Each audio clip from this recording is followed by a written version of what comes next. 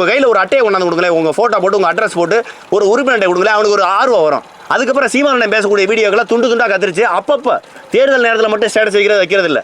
அம்பாசமுத்திரம் தொகுதியில் மேலசேவல்ன்ற கிராமத்தில் இன்றைக்கி நம்ம வீடு வீடாக போயிருக்கோம். நீங்கள் கூட்டு போன எல்லா கிராமத்துக்குமே வந்து வீடு வீடாக போயிருக்கோம்.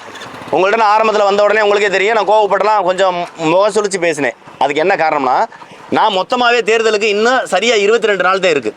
22 நாள் எங்கே வேணாலும் நான் பிரச்சாரத்துக்கு போகலாம். புரியுதுங்களா? நீ கூட்டு வரையவா, எங்கே வேணாலும் கூட்டிகிட்டு போ, நீ கூட்டு போறியா, எங்கே வேணாலும் கூட்டு போ அப்படின்னு நான் கூட்டு போகிறதுக்கு பேர் பொறுப்பற்றதனம்.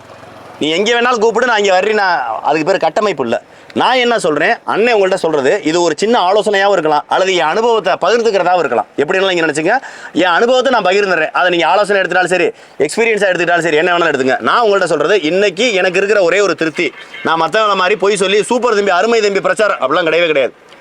நாம் எப்போவுமே சீருடை அடிச்சுக்கோ, இந்த மாதிரி சீருடை 200 சீருடை அடிச்சிருக்கோம், 200 சீருடை அடிச்சிருக்கோம். நாம் எப்போவுமே ஒரு கிராமத்துக்குள்ளே போகையில் மற்ற கட்சியில் பாருங்கள் 5 வருடம் முழுமையாக கட்சி வேலை பார்ப்பாங்க.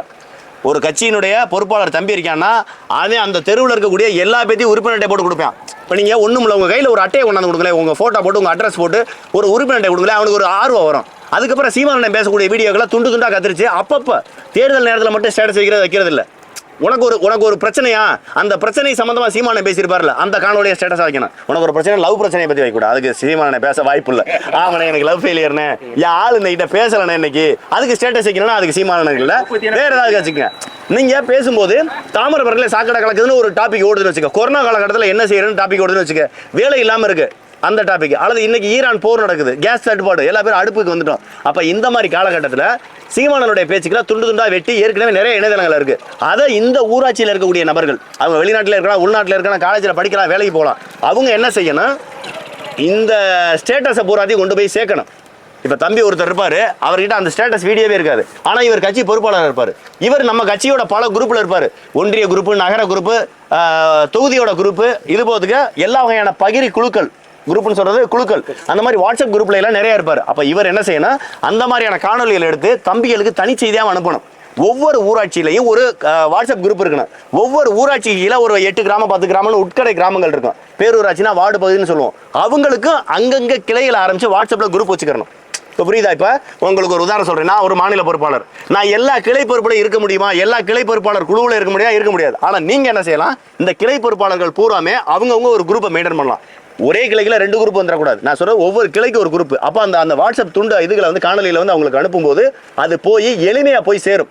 அவன் கற்றுக்கிறான், சீமான வீடியோவில் பேசுகிறத பார்த்து அவன் கற்றுக்கிறான். அதை ஸ்டேட்டஸ் வைக்கும்போது அதை பார்க்குற நபர்கள் பூரா, ஓ சீமான் இப்படி பேசியிருக்காரோ, ஈரான் போரை பற்றி பேசியிருக்காரோ, அமெரிக்காவுக்கு ஈரானுக்கு சென்டர் தான் நம்ம வீட்டில் எரியிற கேஸ் நின்று போயிரும் பேசியிருக்காரோ, அப்போ உலக பொருளாதாரத்தை பேசுகிற சீமான் நம்ம வந்து பின்பற்ற வேண்டிய ஒரு நபர். இது மாதிரி வேற என்னென்ன பேசியிருக்காரு சீமான்? ஒரு துண்டு தானே, 1 நிமிஷம் வீடியோ தானே பார்த்துருப்பேன். இந்த வீடியோட முழு வீடியோ கிடைக்குமா, நான் போய் தேட ஆரம்பிச்சிடேன். அப்போ தேடும்போது இந்த தேடுதலுக்கான விடை எங்கே வந்து நிற்கும்னா, நாம் தமிழர் கட்சியினுடைய ஒரு மிகப்பெரிய கொள்கைவாதியாக வந்து நின்றுவேன். இதை நம்ம வருடம் முழுக்க செய்யணும். 5 வருஷம் நம்ம கட்சிகளை பார்த்துருந்தா இன்னைக்கு வேட்பாளராக வந்த எனக்கு பெருசாக சிரமம் இருந்திருக்காது. திமுக காரங்களோ அதிமுக காரங்களோ எம்எல்ஏ வேட்பாளர் எம்பி வேட்பாளரோ எப்பயாவது ஒரு தடவை நம்ம போனது மாதிரி வீதியாக போயிருப்பாங்களா? இந்த ஊர் கிளை செயலாளர் வீட்டுக்கே அவர் வந்திருக்க மாட்டாரு. இங்க பாருங்க, இந்த ஊர்ல ஐயா ஆவுடைப்பனோ, ஐயாவோட மையம் பிரபாகரனோ, அல்லது ஐயா இசைக்கு சுப்பையாவோ, இசைக்கு இவங்க யாருமே இங்க எல்லாரும் வீட்டுக்கும் போயிருப்பாங்கன்னா போயிருக்க மாட்டாங்க. இன்னைக்கு நம்ம போன வீடுகளுக்கு கூட போயிருக்க மாட்டாங்க. எனக்கு கிடைச்ச திருப்தி என்னன்னா, எல்லாருடைய வீடுகளுக்கும் போனோம்.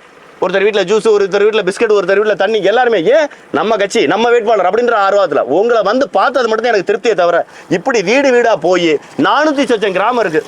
நான் சொல்கிறேன், கிராமமாக வார்டு பகுதியாக பிரிச்சுறாங்க உங்கள் பேரூராட்சின்னு.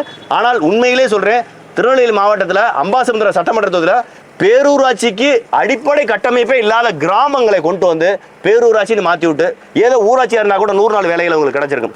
ஊராட்சியாக இருந்தால் பத்திரப்பதிவு இதுகளெல்லாம் வரி கொஞ்சம் குறைவாக இருந்திருக்கும். அரசாங்கத்துக்கு செலுத்த வேண்டிய தண்ணீர் வரியோ, இட வரியோ, மற்ற வீட்டு வரியோ, இந்த மாதிரியான வரிகள் வந்து குறைஞ்சிருக்கும்.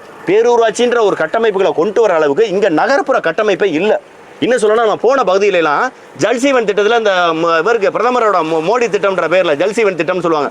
பைப்பு பூரா எல்லார் வீட்டிலும் இந்த ப்ளூ கலர் பைப் வச்சிருக்கேன். தமிழ்நாடு முழுக்க நான் பார்த்த ஒரு இடத்துல கூட மோடியினுடைய திட்டத்தில், ஜல்சீவன் திட்டத்தில் பதிக்கப்பட்ட பைப்பில் எந்த வீட்லையுமே குடிநீர் வரல. அப்படியே வந்தாலும் முறையாக வராது. ஏற்கனவே நம்மள்ட்ட உள்ளாட்சி அமைப்புகள்கிட்ட ஒரு பைப்பு இருக்குது, அது தெருவு பைப்பு இருக்குது, வீட்டு பைப்பு இருக்குது. அந்த பைப்புகளை மேம்படுத்தி இருக்கலாம். புரியுதுங்களா? அறுக்க மாட்டாதவனுக்கு அறுக்க மாட்டாதவனுக்கு 52 கறிக்கருவான்னு பழமொழி இருக்கு. எனக்கு அறுக்கவே தெரியாது, அறுக்கவே முடியாது. இவனுக்கு 52 கறிக்கரை வச்சு என்ன மயித்துக்காக போகுது? இப்போ அது மாதிரி தான் இங்கே இல்லாத வீட்டுக்கு 2 பைப்பு கனெக்ஷன் என்னதுக்கு? புரியுதா? அது என்ன செய்யற ஏமாத்திரம். இதே மாதிரி தான் இந்த அரசாங்கத்தில் சொச்சு பாரதியன்னு சொல்லிட்டு தூய்மை இந்தியா திட்டத்தில் பாத்ரூம் கட்டியிருப்பேன். திரும்பி உட்காந்து குண்டியில் போக முடியாது. அவன் கட்டி கொடுத்த பாத்ரூம் 12,000 ரூபா தான் அவன் கொடுக்குறேன். உண்மை என்னன்னா தம்பிகளை 12,000 ரூபாய் கொடுத்துடணும். அவர் மிச்ச காசை போட்டு அவர் ஒரு கழிவறை கட்டிக்கிறணும். இதுக்கு தான் கொடுத்தேன். ஆனால் இவன் என்ன பண்ணுறேன், 12,000 ரூபாய் காசை வச்சுக்கிட்டு 6,000 ரூபாய்க்கு அந்த பாத்ரூமை கட்டி கொடுத்துட்டு 6,000 ரூபாய் அவன் ஆட்டையை போடுறேன் அந்த கான்ட்ராக்டுக்காரன். அந்த இடத்த போய் பார்த்தீங்கன்னா இவ்வளோதான் இருக்குது அந்த பாத்ரூம். நீ வேணா போய் பாரு, எங்கே வேணா நான் சொல்கிறது உண்மையாலேன்னு காணொலியை பார்க்கக்கூடிய நபர்கள் அந்தந்த ஊரில் இப்படி தான் இருக்கும். உட்காந்து கக்கா போயிட்டு கழுவுறதுக்கு கையை பின்னாடி கொண்டு போக முடியாது கப்பு தண்ணியை. அவ்வளோ குறுவில் கட்டி வச்சுட்டு போயிடான். அதை என்ன செய்ய முடியும்? ஆட்டுக்குட்டி அடைச்சி போடியான், கோழி அடைச்சி போடியான், விறகு கொண்டை கட்டி உள்ளே வச்சுக்கிறேன் மழையில் நனையாமல் விறகு எரிக்கிறதுக்கு.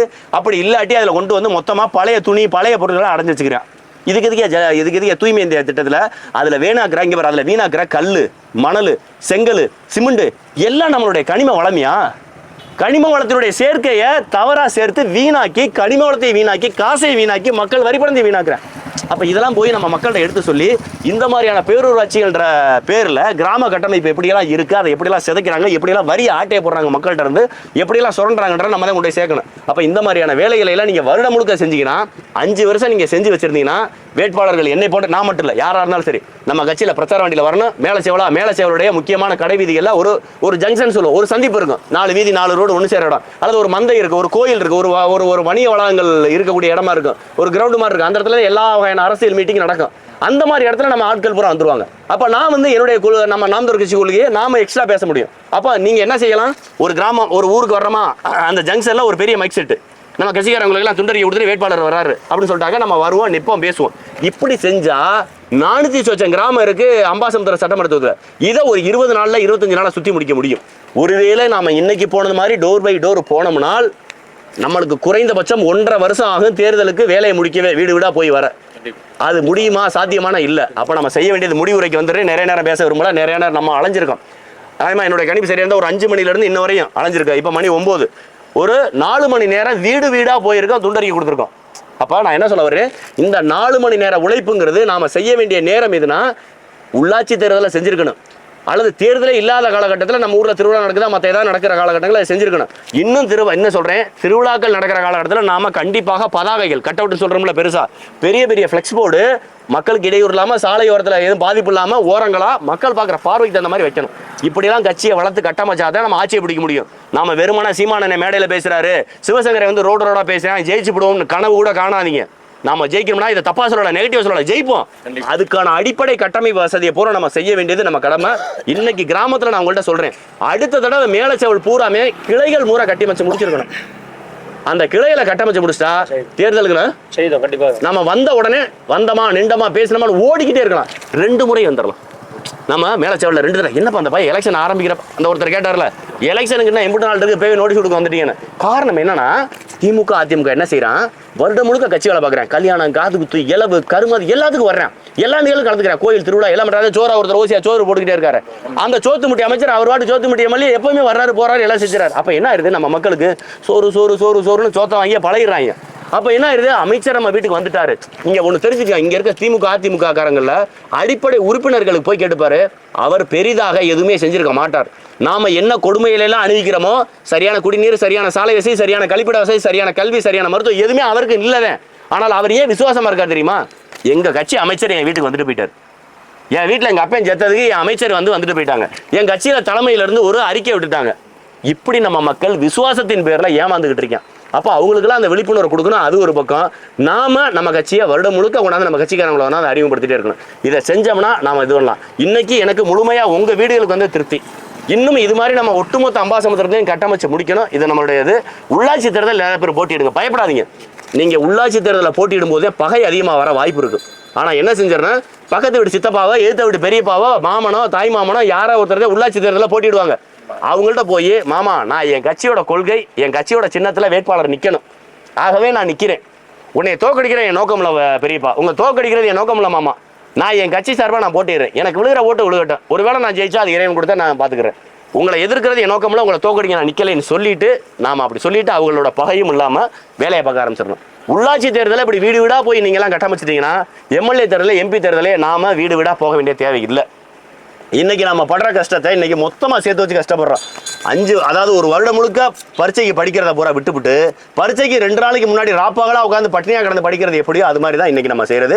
இதை இன்னும் சிறப்பாக நம்ம செய்வோம். நம்மளால மாற்றம் செய்ய முடியும், மாற்றத்தை ஏற்படுத்த முடியும். இன்னைக்கு நான் இங்கே அண்ணன் சொன்னாரு, இந்த தம்பி இந்த கட்சியிலே தான் இருக்கிறாரு, ஆனா இவர் இந்த கட்சியில இருக்கிறான்னு இன்னைக்கு தான் தெரியுங்கிறாரு இந்த தம்பி. அப்ப எனக்கு என்னன்னா நம்மளுக்குள்ளேயே ஒரு அறிமுகம் இல்லை.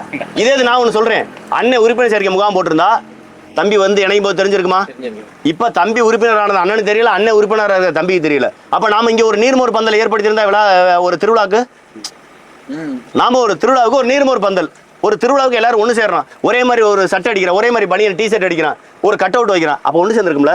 இதே ஒரு கிளையில கட் அவுட் அவர் அண்ணன் வைக்கிறான்னு வைக்க, நீ வந்து கேட்டிருப்ப நானும் இந்த கட்சி உறுப்பினர் தானே, ஏன்னா கட் அவுட்ல என் போட்டா போலிங்க கேட்டிருப்பா. அப்போ அவர் நீ உறுப்பினரா வாடான்னு இருப்பாரு.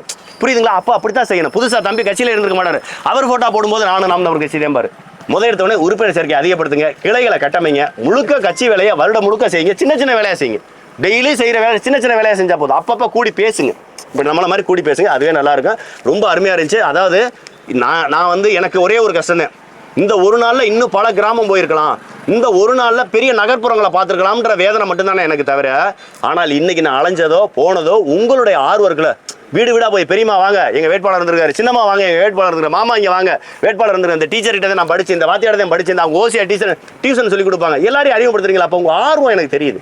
இந்த ஆர்வமும் வேகமும் நம்ம வருடம் முழுக்க செஞ்சிருந்தா உண்மையிலே நம்மளை அடிச்சுக்கிற யாருமே இல்லை. நாம காசுக்கோ பணத்துக்கோ காசு கொடுக்கல, விடியால ஓட்டு போடுறதுக்கு முன்னாடி நைட் யாரா கொடுப்பான்னு எதிர்பார்த்துக்கிட்டு இருக்க மக்கள்கிட்ட நம்ம போகலாம்.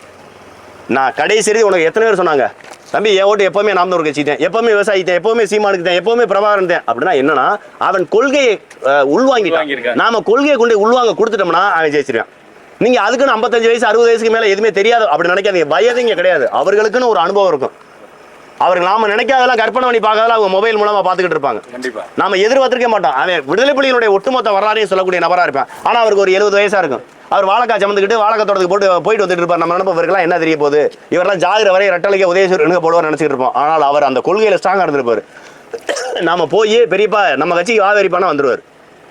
அவர் உள்ளுக்குள்ள கொள்கை இருக்கான், நம்மளை யாரும் கூப்பிடல விடு, இளவட்ட பயில எல்லாம் திட்டுறாங்க, கூப்பிட்டா போய்க்கிறோம் அப்படின்னு இருப்பாங்க. அப்ப நம்ம என்ன செய்யணும், நம்ம கடமை எல்லாத்திலையும் போகணும், கொள்கையை விதைக்கணும், அதை வருடம் முழுக்க செய்யணும். இனிமேலும் நம்ம முழுக்க இப்படி துண்டறிக்கை தூக்கிட்டு தெரிய பதில நம்மள்ட்ட காணொலிகள் இருக்கு, வீடியோ இருக்கு, நிறைய வீடியோக்கெல்லாம் வாட்ஸ்அப்ல அனுப்பிக்கிட்டே இருங்க தேர்தல் முடிஞ்சதுக்கு பிறகு. நன்றி. இப்ப முழுக்க இதை ஸ்டேட்டஸ் ஆகுங்க வெறுமன இது மட்டும் கிடையாது. இங்கே குரூப்புகள் இருக்கவங்கள்ட்ட அங்கே இருக்கக்கூடிய பொறுப்பாளர்கிட்ட கேட்டிங்கன்னா தெரியும், நிறைய வீடியோ இது வரைக்கும் ஒரு 700-800 வீடியோ ரெடி பண்ணியிருப்பேன். நம்மளுக்கு வீடியோ ரெடி பண்ணி கொடுக்குறவங்களே தமிழ்நாடு முழுக்க பசங்க இருக்காங்க, நம்ம கட்சி பசங்க, வெளிநாட்டில் இருக்கக்கூடிய நம்ம கட்சி பசங்க, எனக்கு சொந்தக்காரன், என்னைட்ட படித்த ஸ்டூடெண்ட்ஸு, இப்படி நிறைய பேர் நம்மளுக்கு காணொலிகளை கத்திரிச்சு அனுப்பிக்கிட்டே இருக்காங்க. சின்னத்தை போட்டு அது அந்த மாதிரி காணொலிகள் நிறையா இருக்குது. அதை என்னைட்டையும் கூட வாங்கிக்கோங்க, வாங்கிட்டு அதை ஸ்டேட்டஸாக நிறையா வைங்க, அந்த துண்டறிக்கை ஸ்டேட்டஸாக வைங்க.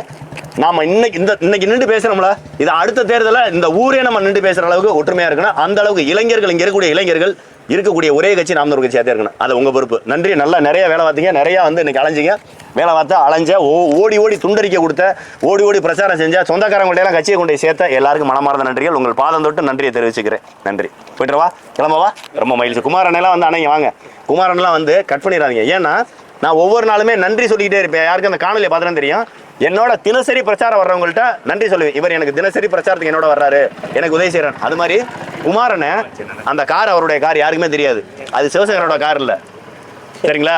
எனக்கு அந்த காரை கொண்டு வந்து அந்த காரை எடுத்த 3ஆவது நாள் காரை எடுக்கிறாரு, முதல் நாள் எடுக்கிறாரு, எடுத்துக்கு போய் சாமி கும்பிட்டாரா கும்பலே தெரியல, நேராக கொண்டு ஒர்க் ஷாப்பில் விட்டு அதுக்கு தேவையான பட்டிட்டிங்க நீங்கள் வேலையெல்லாம் பார்க்குறாரு. பார்த்துட்டு நேரடியாக கொண்டாந்து காரை என்னிட்ட கொடுத்தாரு. என்னிட்ட கொடுத்து அன்னை கொடியை மாட்டி கொடுக்குறாரு. சரி கொடி மாட்ட சொல்கிறேன், கொடியை மாட்டி முடிக்கிறேன், எல்லா வேலையும் முடிச்சு கிளம்பையில கார் உங்களுக்கு தான் கொண்டாந்து கொடுத்துட்டு வந்தார். என் கார் இருக்குது, என் கார் கொஞ்சம் சின்ன கார், என் கார் பெரிய கார் இப்போ தான் ஒரு சூழ்நிலை காரணமாக வித்துட்டு, அதனால் என்கிட்ட சின்ன கார் மட்டும்தான் இருந்துச்சு. சின்ன காரில் போகாதீங்க, அது பத்தாது, நிறையா துண்டறிக்கை எடுக்கணும், ஆட்கள் நிறையா எதிர்ப்போன்னு சொல்லிட்டு இவருடைய சொந்த காரை புதுசாக வாங்கினதை ஆல்ட்ரேஷன் எல்லாம் பண்ணி கொண்டாந்து என்கிட்ட ஒப்படைச்சிட்டு போயிட்டார். இன்னும் வரையும் அந்த கார் நான் தான் ஓட்டுறேன். நான் ஏன் சொல்ல வரேன்னா, யாரும் எனக்கு எந்த உதவி செஞ்சாங்கன்னு கூட வெளியே தெரியல. எனக்கு எங்கெங்க இருந்து என்னென்னமோ உதவியெல்லாம் செய்யறாங்க, நிறைய பேர் ஆதரவு தெரிவிக்கிறாங்க, நிறைய பேர் கால் பண்ணி பேசுறாங்க. எல்லாருக்குமே நன்றி கடன் பட்டிருக்கேன், எல்லாருக்குமே நன்றி சொல்றேன். இந்த நேரத்தில் உங்க எல்லாரோடையும் சேர்த்து அண்ணா குமாரனுக்கு சொல்றேன், அவருடைய பிசினஸ், அவருடைய தொழில் எல்லாத்தையும் விட்டுட்டு வந்து உட்காந்துருந்தார். காலையில இருந்து என்னோட தான் இருக்காரு. காலையில கோயிலில் வந்து கும்பாபிஷேகத்துக்கு அங்கே இதுக்கு அம்பாசமுத்திரத்துக்கு போயிருந்தோம். அப்போ வந்தாரு, நாங்கள் துண்டறிக்கை கொடுத்து முடிச்சு அப்பதான் வந்தாரு. ஆனால் எங்களோட வந்து கலந்துட்டாரு. அப்ப இருந்து இன்ன வரையும் கூட்டம் முடிகிறது, இன்ன வரையும் அவரே தான் இருக்காரு. இருக்கிறதுலே மிகப்பெரிய விஷயம், என்கிட்ட ஒரு புது கார் எடுத்து நான் சத்தியமா நான் கொடுக்க மாட்டேங்க. அவர்கிட்ட சொல்லிட்டேன், அண்ணன் நான் புது கார் எடுத்தா யார் கொண்டு கொடுத்துருக்க மாட்டேன்னு சொன்னேன். உண்மையிலே அது ரொம்ப கஷ்டமியா. நான் என்ன பண்ணி காருக்குள்ள ஏறையில கூட காலெல்லாம் நல்லா தட்டி விட்டு ஏறுவேன். என் கார்ல என் பிள்ளைகளா இருக்கும்போது அந்த சீட்ல மண்ணு படக்கூடாதுன்னு சொல்லி காலை தட்டி விட்டு ஏறுங்கடாமே. அப்புறம் பழகுனதுக்கு அப்புறம் நீங்க சொன்னாலும் மாற மாட்டாங்க. அப்புறம் வாட்டர் வாஷ் பண்ணிக்கலாம்னு விட்டது. அப்படி இருக்கும்போது நம்ம பார்த்து நம்ம பொருட்களை வச்சிருப்போம். இந்த காணொலியில பாக்குற நிறைய பேர் சொந்த கார் வச்சிருந்தா அப்படி இருப்பாங்க. சொந்தமா காரை வாங்கி கூட நிறைய பிரச்சாரம் முடிகிறது நீ வச்சுக்கியான்னு சொல்றது எவ்வளவு பெரிய மனசு இருக்கணும். இது மாதிரி நிறைய உங்களுக்கு நல்ல மனசுகள் இருக்கு. அது இந்த மேல செவல் கீழே செவல் பகுதி மக்களுக்கு நிறைய இது இருக்கு. அந்த தம்பியெல்லாம் வந்ததுல இருந்து வந்து என்னோடய தெரியும் அப்படி அங்க வந்து கலந்தாய்க்கு வந்ததுல இருந்து. ஆனா எல்லாருக்கும் நன்றி, வந்தவங்க வராதவங்க எல்லாருக்கும் நன்றி. இன்னும் வரணும்னு விருப்பப்பட்டிருப்பீங்க, சூழல் காரணமா வெளிநாடு வெளியூர்ல இருந்திருப்பீங்க, அவங்களுக்கு நன்றி. முடிஞ்ச அளவு இதை ஸ்டேட்டஸ்ல நிறைய வைங்க. போயிட்டு வரவா, நிறைய பேசிட்டே இருக்கான். போயிட்டு வரவா, நீங்க நிறைய நடந்து போகணும். நம்ம துண்டறிக்கை கொடுத்துக்கிட்டே நம்ம வந்துட்டு அப்ப நான் கார்ல கிளம்பிடுவேன் தர்றேன்னு நீங்க இதே கஷ்டப்படணும். அதனால மெதுவா பத்திரமா போய் சேருங்க. ஏதாவது ஒரு தேநீர் ஏதாவது சாப்பிடுமா? இட்லி தேநீர் ஏதாவது எதுவுமே இல்லையா? சரி, ரொம்ப நன்றி. ஒரு தேநீர் கூட வாங்கி கொடுக்க முடியல, தப்பா நினைக்க கூடாது. சரிங்களா? இதுதான் நம்ம கட்சி. மற்றவெல்லாம் கோழி பிரியாணி கோட்டை கோழி பிரியாணி எல்லாமே கிடைக்குது. நான் உங்க வீடுகளில் வந்து தேநீர் குடிச்சேன், உங்க வீடுகளில் கூல் ட்ரிங்க்ஸ் குடிச்சேன், உங்க வீட்டில் பச்சை தண்ணீர் குடிச்சேன். உங்களுக்கு யாரு வாங்கி கொடுக்க முடியல. நன்றி நன்றி. உங்களுடைய விருந்தோம்பலுக்கு நன்றி, உங்களுடைய உழைப்புக்கு நன்றி. நன்றி, வணக்கம். நாம் தமிழர். போயிட்டுவா. நன்றி நன்றி. எல்லாரும் கைனாச்சும் கொடுத்துட்டு போறேன். நன்றி. இட்லி தான் வாங்கி கொடுக்க முடியல. நன்றியா, நன்றியா, நன்றி நன்றி நன்றி நன்றி. அப்படி உங்க பேர்கள் சொல்லிருங்க. பேரு நன்றி நன்றி நன்றி. முத்து இப்ப மறந்துட்டீங்களா? நன்றி. பிரகாஷ் நன்றி நன்றி. மகேஷ் எல்லாம் வந்து பாதியில வந்துட்டா அப்படி அவங்க அண்ணனை பாராட்டி பேசினோடனே ஓடியாந்துட்டா அப்படி. நன்றி. ஆமாப்பா, உங்க வீடுகளெல்லாம் நான் எங்க கட்சியில வந்தாங்க தம்பியை பிடி சீட்டு குடிக்க மாட்டாங்க, தண்ணி தாவல் அடிக்க மாட்டாங்கன்னு சொல்லியிருக்கேன். வணக்கம். தண்ணி தாவல் அடிக்க மாட்டான்னு சொல்றேன். அதே மாதிரி ஒழுக்கமா இருந்திருங்க. வீடு சீட்டு குடிச்சிருந்தாலும் விட்டுருங்க. ஐயா சந்திரசேகர் ஐயா நன்றி நன்றி. அண்ணன் உங்களுக்கு ரொம்ப நன்றி. ஓடி கண்டிப்பா நன்றிண்ணே நன்றிண்ணே நன்றிண்ணே நன்றி. நீங்க எல்லாம் முடியாததோட உண்மையிலேயே உங்களுக்கு பெரிய மனசு. நன்றி நன்றி. உங்க அந்த நிலைமை நான் போகலாம் மாட்டேன். ஜாலியாக உட்காந்து வாய் சவுடால் மட்டும் பேசியிருப்பேன். நன்றி நன்றி. பேரு அரவிந்த். கருப்சா நன்றி. அரவிந்த் நன்றி. மாறி நன்றி. தம்பி போயிடுவா. உங்க அப்பாவோட சேர்ந்து நீங்களும் உழைக்கின்ற 2 பேரும் நல்லா படிங்க. தம்பி போயிடுவா. பிரகாஷ் போயிட்டு வரேன். நன்றி. எல்லாருக்கும் நன்றி.